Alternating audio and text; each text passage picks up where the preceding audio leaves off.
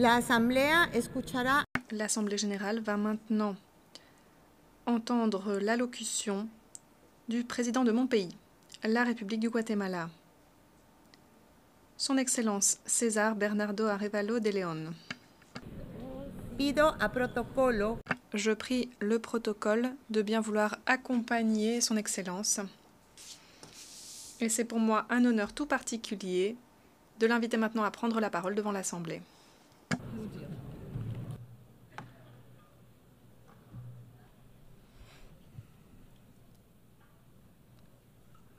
Excelentísima señora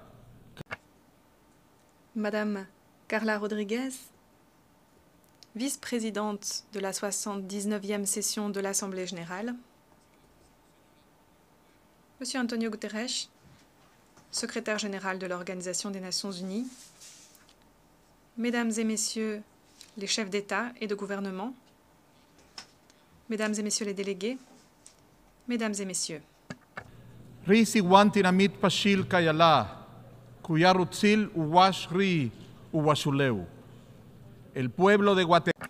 Le peuple du Guatemala salue le monde représenté ici. Je vous ai transmis nos salutations dans la langue du peuple quiché, l'une des communautés ancestrales les plus nombreuses et les plus influentes au Guatemala. La force de cette communauté et celle des différents peuples qui habitent le Guatemala nourrit notre gouvernement. C'est la force de tout notre pays. C'est la voix retentissante de ceux qui n'ont pas été entendus, de ceux qui ont été marginalisés, mais qui ont pourtant tant à dire, tant à apporter, qui ont une place à occuper dans l'édification de notre avenir collectif. Je suis ici comme résultat de deux manifestations claires de la volonté populaire. Premièrement, un vote qui a sanctionné durement les représentants de l'histoire autoritariste et du passé corrompu du Guatemala. Un vote qui m'a octroyé l'honneur de la présidence, m'a confié la tâche d'emmener notre pays vers un avenir fait de justice, d'égalité et de progrès. Et deuxième manifestation de la volonté populaire, les manifestations à travers lesquelles la société du Guatemala est descendue dans la rue lorsqu'une minorité corrompue a tenté d'imposer sa permanence au pouvoir, volant la démocratie. Notre démocratie ne serait pas complète. Elle ne pourrait même pas exister sans le courage des peuples mayas du Guatemala, du peuple métis, du peuple Garinag ou des Caraïbes, du peuple Xinca. Notre démocratie est renforcée par ces 4 points cardinaux. Les 4 peuples qui ensemble composent notre nation. Et le rôle de notre gouvernement, c'est de doter d'unité cette diversité et d'aller de l'avant vers un avenir prospère et inclusif. J'aimerais dire toute la gratitude du Guatemala au pays, au peuple et au gouvernement qui ont été à nos côtés, qui ont accompagné le peuple guatémaltèque lors de cet exploit historique en 2023. Merci aussi à ceux qui continuent de nous apporter un appui alors que nous déployons des efforts pour sauver nos institutions démocratiques. Nous le faisons par la voie du dialogue. Un dialogue fondé sur un grand consensus national. Un principe partagé par tous les Guatémaltèques, quelles que soient leurs divergences idéologiques, leur diversité culturelle et leurs points de vue différents sur le monde. Je suis certain qu'ici, vous serez tous d'accord également avec ce consensus. Nous ne pouvons pas continuer de tolérer la corruption. La corruption, lorsqu'une poignée d'individus abuse du bien public pour s'enrichir, c'est comme une encre qui nous retient dans le passé, qui nous empêche d'aller de l'avant, de prospérer, de bâtir une société fondée sur le bien commun. Au Guatemala, la corruption plonge ses racines dans notre passé autoritaire, fait de répression, de violence politique, d'exclusion sociale. Mais nous sommes en train de nous en libérer. Aujourd'hui, nous nous libérons des chaînes de ce passé obscur, auquel fait suite maintenant une nation jeune, pleine de créativité, de vitalité, de joie et d'envie d'avancer. Notre jeunesse ne peut aujourd'hui rester silencieuse face aux injustices et à la corruption. Notre communauté est une communauté bigarrée qui est en train de construire un avenir où il y aura une place pour chacune et chacun d'entre nous, où les perspectives d'avenir se démultiplieront, où la collaboration et la solidarité nourriront la créativité et l'effort individuel. Une société où les parents pourront dormir tranquilles, sachant que la santé et l'éducation de leurs enfants sont garanties.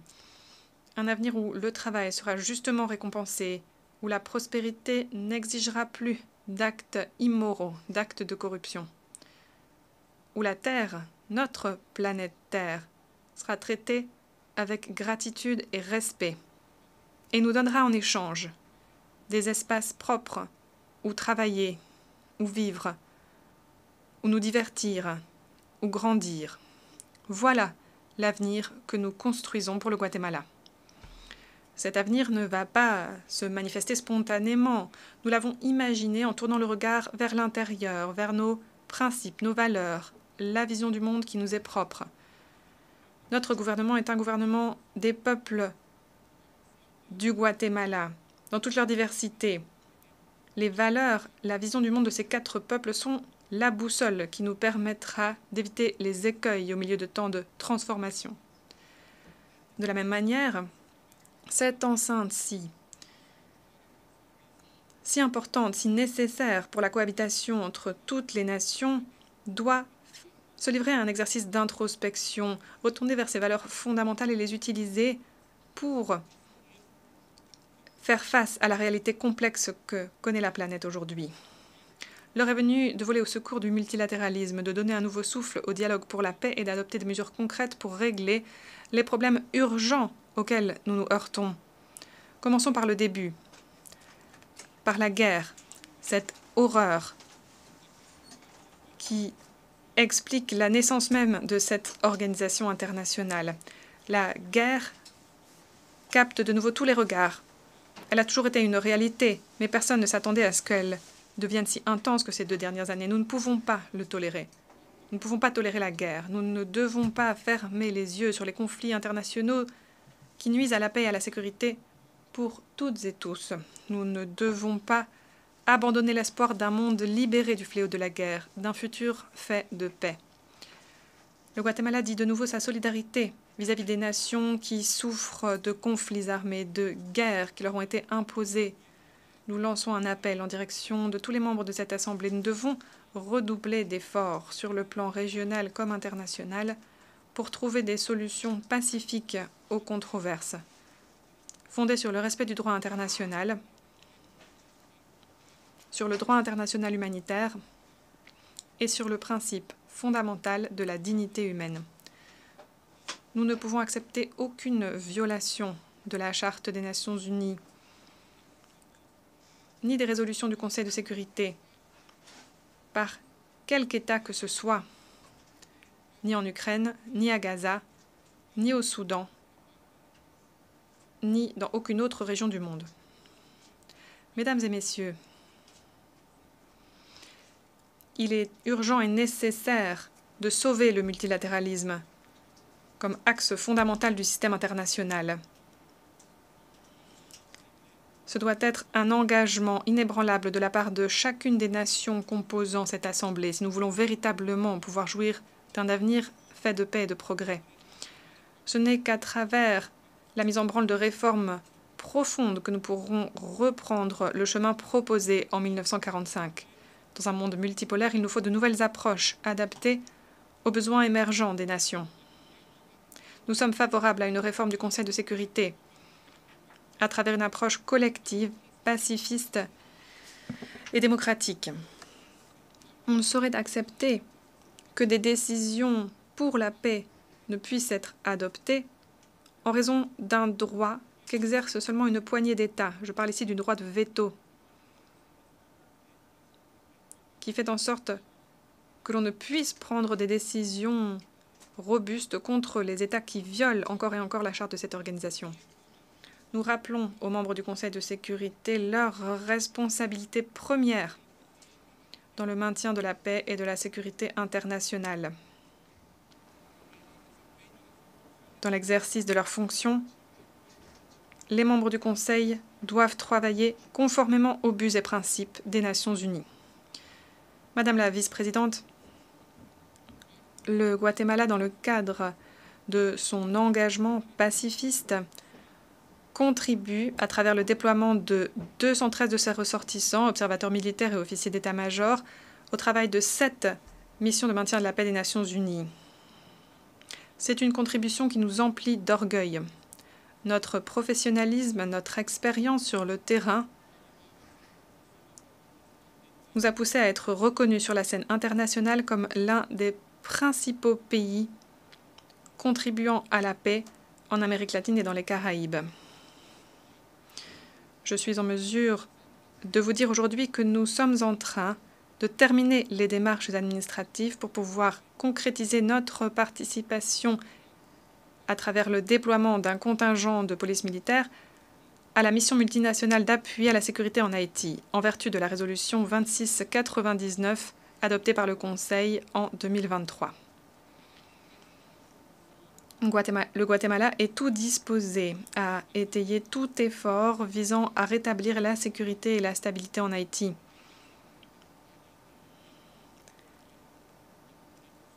La première nation indépendante de l'hémisphère occidental, autour de laquelle tous les pays des Amériques sont unis par des liens historiques de responsabilité. Cela fait longtemps qu'on sait qu'attenter à la dignité humaine, où que ce soit dans le monde, c'est attenter à notre humanité commune. C'est pourquoi la paix est un impératif. Nous devons tous y contribuer, nous devons tous apporter notre pierre à l'édifice. Cette idée est au cœur même de cette organisation. Dans le même esprit, cette organisation a l'obligation de maintenir et de renforcer sa coopération pour garantir la protection des migrants, des personnes déplacées, des individus qui, pour des raisons politiques, sociales, économiques ou environnementales, ont décidé d'aller vivre dans d'autres territoires. Notre gouvernement s'est engagé à transformer la relation entre l'État du Guatemala et les Guatémaltèques qui vivent à l'étranger. Qui vivent à l'étranger, certes, mais qui continuent de représenter une partie intégrante de notre nation. Ce travail est essentiel car leur travail est fondamental pour notre économie. Nous le faisons à travers une stratégie qui permet une participation réelle de la diaspora à notre développement national. Les membres de la diaspora deviennent ainsi des partenaires dans nos projets pour améliorer les conditions de vie des familles qui sont restées au Guatemala. Nous voulons à l'avenir construire un monde où l'immigration serait un droit, une option, et non pas une sentence dictée par le manque de perspectives d'avenir, la violence ou la faim. Ces 10 dernières années, le Guatemala, autrefois un pays d'origine des migrants, est de plus en plus un pays de transit et de retour, et dans une moindre mesure, un pays de destination. Notre engagement est le suivant: réserver un traitement digne à toutes les personnes arrivant sur notre territoire. Et c'est ce même traitement que nous exigeons pour les Guatémaltèques à l'étranger. Notre État apporte des changements de fond en matière de soins et de protection octroyés aux personnes migrantes. Nous avons recensé les domaines où nous devons améliorer notre copie et les occasions que nous pouvons saisir pour renforcer la gestion des flux de migrants de façon sûre, ordonnée et régulière. C'est ma conviction personnelle, la conviction de mon gouvernement et la conviction de la grande majorité des Guatémaltèques que tous les migrants méritent une vie digne, le respect de leurs droits fondamentaux, quelles que soient les raisons qui les ont poussés à partir. C'est pourquoi nous sommes fermement convaincus qu'il convient d'appuyer le travail réalisé à travers le système des Nations unies. Le Guatemala veut promouvoir la réalisation des 23 objectifs mentionnés dans le Pacte mondial pour les migrations surordonnées et régulières. à travers un renforcement de la coopération internationale dans le domaine des migrations. Armés de la même conviction, nous avons accueilli 135 frères et sœurs du Nicaragua qui ont été libérés après un emprisonnement arbitraire par leur gouvernement. Le Guatemala sera toujours un espace de dignité, de liberté pour toutes et tous, notamment pour les Centro-Américains qui, selon notre Constitution, font partie de notre histoire et sont comme des frères et des compatriotes pour nous. C'est le sentiment général de notre peuple. Nous disons de nouveau notre attachement aux principes fondamentaux de la démocratie, couchés sur le papier dans la Charte démocratique interaméricaine. C'est un principe fondamental de nos peuples. Que ce soit dans notre région ou dans toute autre région du monde, nous condamnons avec la plus grande fermeté toute tentative de réprimer les aspirations de liberté et de justice exprimées par les peuples via des processus libres ou démocratiques, comme c'est le cas aujourd'hui au Venezuela et au Nicaragua. Les principes de la démocratie sont fondamentaux pour préserver la liberté, la dignité et la prospérité inclusive et équitable pour toute l'humanité. Madame la vice-présidente, j'aimerais affirmer ici, devant cette Assemblée générale, la détermination du Guatemala à résoudre de façon permanente et définitive devant la Cour internationale de justice le différend territorial, insulaire et maritime que nous entretenons avec notre pays voisin et frère Belize.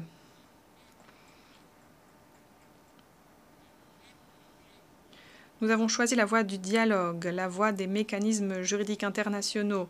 Nous avons ainsi montré que les démarches pacifiques et le respect des institutions multilatérales représentent le chemin le plus efficace pour régler les différends entre nations. Nous sommes certains que ce processus débouchera sur une solution juste et définitive dans le respect des droits et de la dignité des deux pays. Cette démarche est une preuve de notre foi dans le droit international et de notre engagement en faveur d'une paix durable, non seulement pour le Guatemala et pour Belize, mais à titre d'exemple pour toute la région et tout le monde entier. Madame la vice-présidente, l'urgence des défis auxquels nous sommes confrontés doit nous obliger à agir de façon concrète. Nous ne pouvons pas nous limiter à la rhétorique. Cela a déjà été dit encore et encore, l'heure est venue de passer des discours aux actes. Les conflits, les migrations en Amérique centrale sont alimentés par le défi qui pour nous est le plus urgent de tous, la crise climatique. Une crise qui met en péril nos systèmes, notre économie, notre alimentation, notre survie même. Nous vivons un moment décisif. Nous devons préserver les générations présentes et à venir. Les changements climatiques sont une réalité catastrophique qui frappe toute l'humanité dès aujourd'hui, mais qui aura des conséquences encore plus terribles à l'avenir. Le Guatemala abrite une biodiversité remarquable et pourtant nous sommes très vulnérables face aux manifestations climatologiques extrêmes, aux catastrophes naturelles, inondations, glissements de terrain, incendies, hausse des températures, ces phénomènes que nous connaissons tous, dont nous avons tous été témoins cette année. Notre contribution aux gaz à effet de serre est minime et pourtant nous souffrons, comme peu d'autres territoires, des conséquences de ces émissions, des phénomènes climatiques extrêmes. Nous sommes en train de nous adapter à cette réalité. Nous travaillons à réduire la vulnérabilité de notre territoire. En 2025, nous allons présenter la mise à jour de notre contribution déterminée sur le plan national pour atteindre les objectifs fixés dans l'accord de Paris. Mais nous devons rappeler ici que cette responsabilité est une responsabilité partagée. Nous devons agir ensemble pour en sortir. Les personnes qui en souffrent doivent agir, mais également les pays qui l'ont provoqué. Nous appelons donc de toute urgence les grandes puissances à assumer leur rôle de chef de file dans cette entreprise, à assumer leurs responsabilités morales et financières aussi vis-à-vis des pays qui souffrent des pires effets de la crise climatique. L'heure est venue d'agir. Nous ne pouvons plus attendre. Il est essentiel que lors de la COP29 qui aura lieu en Azerbaïdjan, nous enregistrions un succès. Nous ne ménagerons aucun effort pour atteindre cet objectif. Mesdames et messieurs, Madame la vice-présidente, le Guatemala aujourd'hui change. Ce changement implique une transformation de notre relation avec le reste du monde. Nous sommes au travail pour contribuer comme nous le devons aux objectifs de cette organisation. Cette contribution naît de notre attachement aux valeurs de paix et de solidarité globale. Mais c'est aussi le fruit d'un mandat démocratique qui nous a été donné. Notre peuple est convaincu que la démocratie est une condition sine qua non pour garantir le progrès et le bien-être. Notre passé autoritaire est encore très récent. C'est un passé tragique. Vous êtes nombreux à le connaître. Toutefois,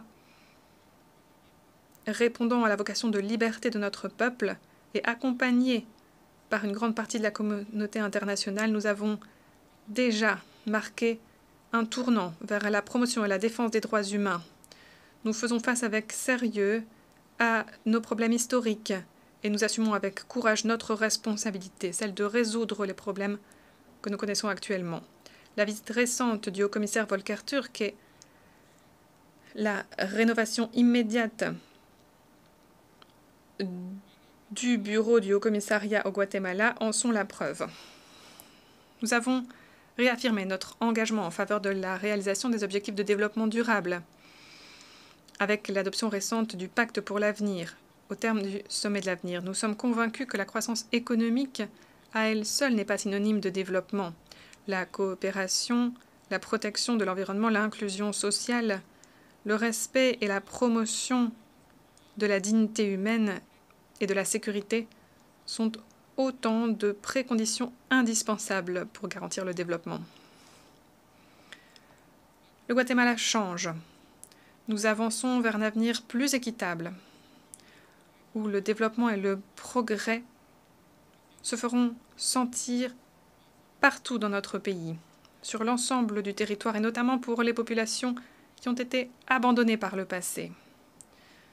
Un avenir où chaque personne, quelles que soient ses origines, pourra construire une vie digne, épanouie. C'est l'aspiration naturelle de tous les peuples. Nous ferons ce qui nous correspond pour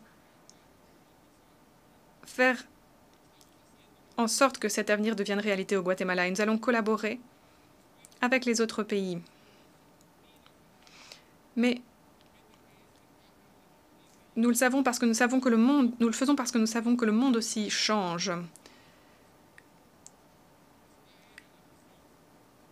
Ce changement qui est inévitable doit déboucher sur le bien-être accru de nos peuples et de nos nations. Et tout cela dépendra des choix que nous prendrons ici aux Nations Unies.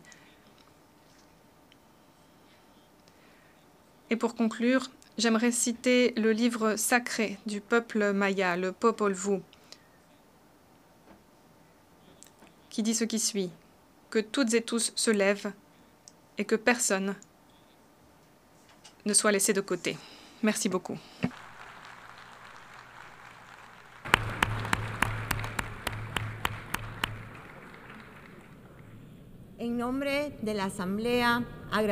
Au nom de l'Assemblée générale, je remercie le président de la République du Guatemala,